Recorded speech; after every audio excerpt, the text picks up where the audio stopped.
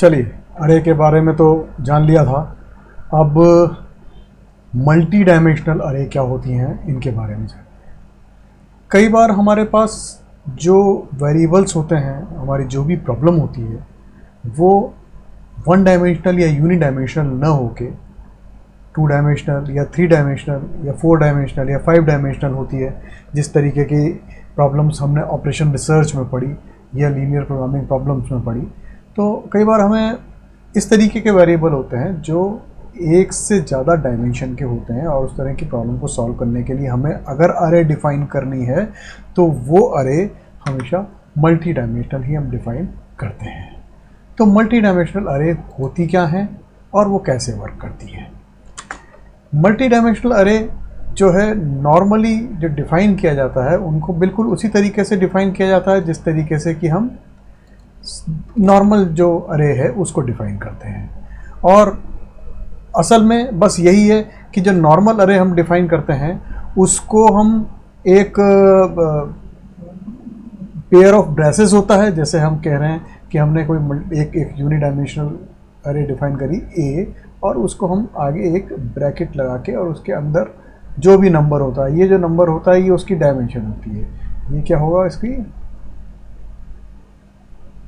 ये इसकी डायमेंशन होगी, है ना। और चूंकि ये एक ही है तो ये सिंगल डायमेंशनल होगी, यानी वन डायमेंशन या लीनियर, ये एक तरह से लीनियर की तरह बिहेव करेगी। लेकिन अगर मैं कहता हूँ कि मल्टी डायमेंशनल या टू डायमेंशनल अरे में डिफ़ाइन कर रहा हूँ, और मैंने वो टू डायमेंशनल अरे, जैसे मान लीजिए ये ए उसका नाम है उस अरे का, तो A5 और एक ब्रैकेट और इसी तरीके का लगा देंगे 4। तो इसका मतलब ये हुआ कि ये तो रोज़ हैं और ये कॉलम्स हैं, ठीक है। तो ये जानने की बात है कि जब टू डायमेंशनल की बात करते हैं तो रोज़ और कॉलम के रूप में लिखते हैं, थ्री डायमेंशन की बात करते हैं तो डेप्थ भी आ जाती है। लेकिन सिर्फ ये तीन डायमेंशन की चीज़ें नहीं होती हैं, हमारे जो रियल लाइफ सिचुएशन में जो चीज़ें दिखाई देती हैं वो तो थ्री डायमेंशन होती हैं। लेकिन जब हम कुछ इस तरीके की प्रॉब्लम्स की बात करते हैं जो कि जिसे हम कहें ऑपरेशन रिसर्च में स्पेशली हम बात करते हैं, तो हमको कई बार मल्टी डायमेंशनल चीज़ों से भी या मल्टी डायमेंशनल वेरिएबल से भी काम लेना होता है।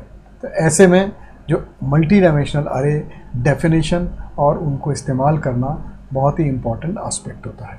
तो थ्री डायमेंशनल अरे अगर डिफ़ाइन करनी है तो फिर A1 कह के मैं इसको 4 कहता हूँ, सपोज 4 2 एंड 5, ठीक है। तो एक्चुअल में हुआ क्या, ये अब इस तरीके का एक ब्लॉक बन गया। अब जो है ना ये इस तरीके का ब्लॉक है ये, और इस ब्लॉक में क्या है, 1 2 3 4 तो इसमें रोज़ हैं, 1 2 इसमें कॉलम्स हैं, और इसकी डेप्थ जो है वो 1 2 3 4 5 है। तो अगर मैं इसको एक क्यूब की तरह मानूं, तो आप अगर देखेंगे ध्यान से तो इसके अंदर टोटल कितने छोटे छोटे क्यूब्स बन गए, 4 इंटू 2 इंटू 5, यानी कि 40।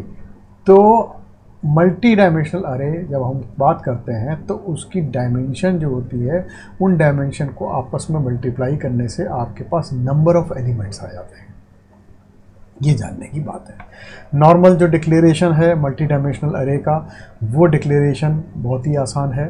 सबसे पहले तो स्टोरेज क्लास होती है।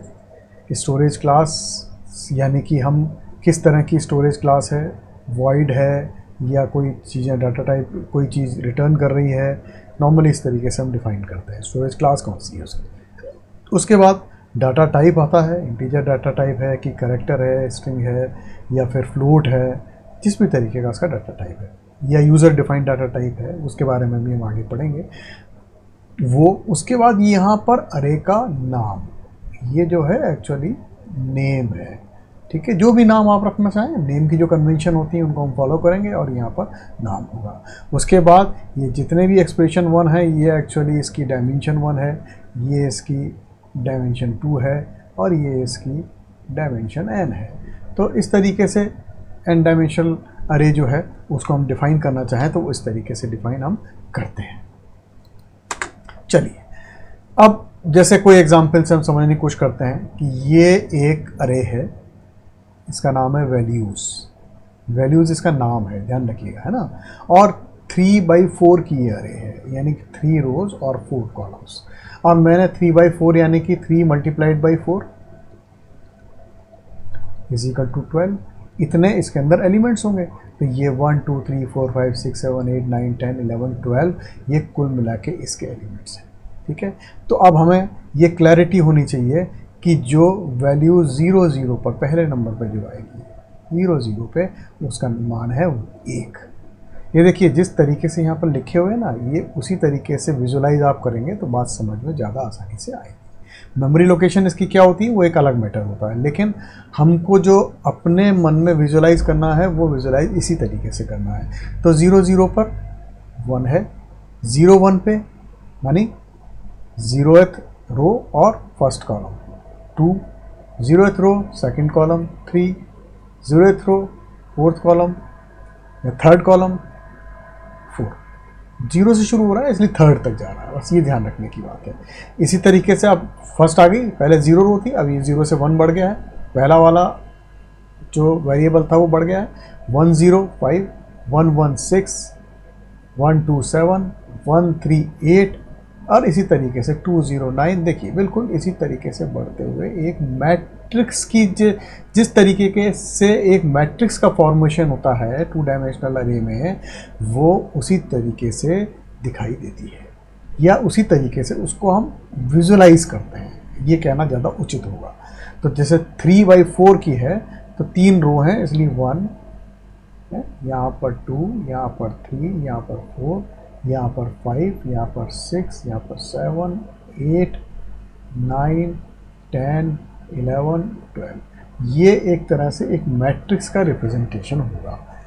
तो हम जब भी किसी 2 डायमेंशनल मैट्रिक्स के बारे में बात करेंगे तो हम मल्टी डायमेंशनल अरे या 2 डायमेंशनल अरे डिफाइन करके काम करेंगे तो हमारे लिए चीज़ें आसान हो जाएंगी, ठीक है। तो जो सबस्क्रिप्ट्स लगाते हैं हम वो किस तरीके से चेंज हो रही हैं वो यहाँ पर हमको दिखाई देता है, ठीक है। और हम और भी डेफिनेशन देखने की कोशिश करते हैं। अभी हमने जो डिफाइन किया था आपने ध्यान दिया कि 12 मैंने इसी तरीके से ले लिए। अब चूंकि मैंने पहले रोज डिफाइन करी थी इसलिए पहले रो से शुरू होके कॉलम वाइज चलता रहा, फिर अगली रो पे शुरू होके फिर कॉलम वाइज चलता रहा, यानी कि फर्स्ट रो 4 कॉलम, फिर सेकेंड रो 4 कॉलम, फिर थर्ड रो 4 कॉलम, इस तरीके से इसने काउंट किया।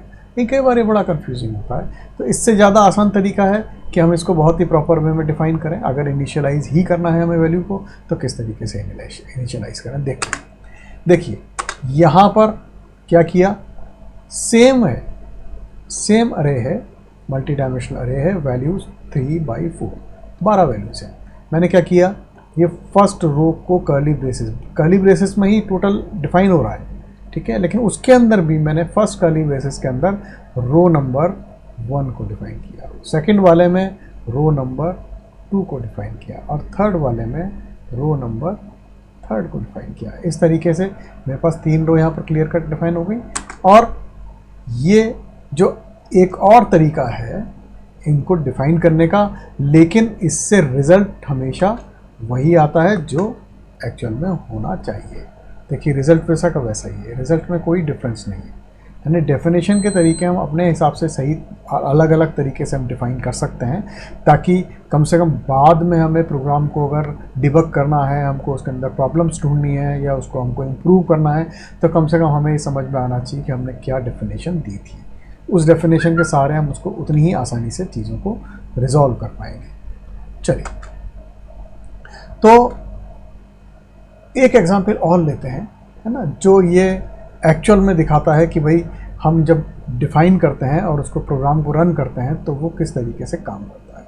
तो जैसे ये एग्जांपल मैंने ली, इंक्लूड stdio.h और इंटीजर मेन, ये शुरू किया, ठीक है ना। मेन जो है वो इंटीजर रिटर्न कर रहा है इसलिए ऐसा लिखा है, ठीक है। अब ये अरे जो है ये डिफाइन हम कर रहे हैं, 5 रोज़ हैं उसमें और 2 कॉलम है, तो इसका मतलब ये इंटीजर अरे मैंने डिफाइन करी 5/2 की, ठीक है। ये डिफाइन करने के बाद देखिए ज़रा, यही एक कॉलम, 2 कॉलम, 3 कॉलम, 4 कॉलम और सॉरी 5 रो, ये रोज़ हैं ना। फर्स्ट 2 3 पहले रोज़ दे रखी है इसलिए रोज़ डिफाइन होंगी, और ये उसके बाद रो के अंदर 2-2 कॉलम हम डिफाइन कर देंगे। इस तरीके से डिफाइन होगा। उसके बाद 2 इंटीजर और आई और जे डिफाइन करेंगे, ठीक है। वो इसलिए डिफाइन करेंगे कि हम ए को यहाँ पर आई और यहाँ पर जे ऐसे करके हम डिफाइन हमने किया है, इसलिए हम ये 2 वेरिएबल लेंगे जिससे कि हम जब आउटपुट लें तो एक फॉर्मेटेड आउटपुट हम दे पाएँ। तो हमने आउटपुट किया हर वैल्यू का i इज इक्वल टू 0 से शुरू होकर i इज़ लेस देन 5 तक और i प्लस प्लस, यानी कि एक इंक्रीमेंट हमने दिया है, ठीक है। ये पहला i क्या चल रहा है, रो है एक तरह, क्योंकि हमें देखिए यहाँ पर ध्यान देंगे हम कि सबसे पहले हम ये रो ले रहे हैं और फिर j कॉलम ले रहे हैं जब आप प्रिंट निकालना चाह रहे हैं, प्रिंट निकालना चाह रहे हैं इसका। तो फिर नेक्स्ट हमने एक और फॉरवर्ड कमांड लिया जो कि जे पर लिया या कॉलम पर लिया। तो फर्स्ट कमांड तो क्या है, रोज पर है, और सेकंड कमांड किस पे है, कॉलम्स पर है, ठीक। अब ये प्रिंटफ स्टेटमेंट जो है वो कैसे काम करता है, प्रिंटफ ए %d, देखिए जहाँ भी हम ये लगा देंगे, ठीक है, इसका मतलब यहाँ पर कोई ना कोई इनपुट है या कोई ना कोई नंबर है। तो पहला वाला %d एक इंटीजर है, वो इंटीजर कहाँ से आ रहा है, वो फर्स्ट वाले से आ रहा है। इसको कहाँ से फीड मिल रहा है, वो इससे फीड मिल रहा है, और थर्ड वाले को कहाँ से फीड मिल रहा है, वो यहाँ से फीड मिल रहा है। ये ध्यान रखने की बात है, ठीक है। तो एक्चुअल में हमारे पास ये जो रिज़ल्ट आ रहा है, ये रिज़ल्ट अंततः किस तरीके का बनने वाला है, ज़ीरो ये है, और ये इज इक्वल टू जो भी नंबर हमारा पहला है, पहला नंबर क्या है, 0 है, तो 0।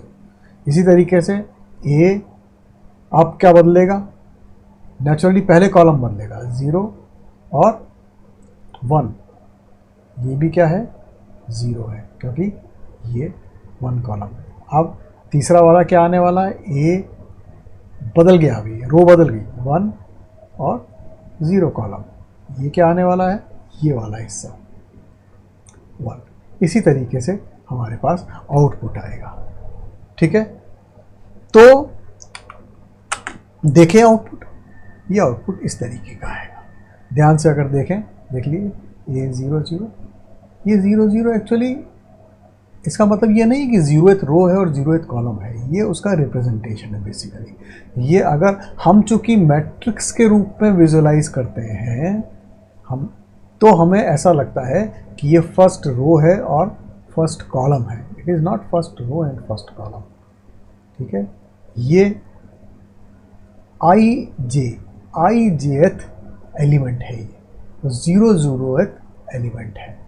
इस जो भी पहला एलिमेंट होगा हम उसको 0 0 से डिनोट करेंगे। ये एक कन्वेंशन है, ठीक है, और इसको इसी कन्वेंशन के रूप में हम काम करते हैं।